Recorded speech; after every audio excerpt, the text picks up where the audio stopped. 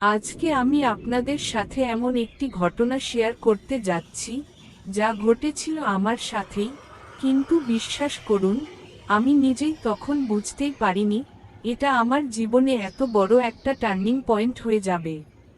ভাবুন তো, হঠাৎ করে এমন একটা পরিস্থিতিতে পড়লাম যেখানে এক মুহূর্তের জন্য আমি থমকে গিয়েছিলাম।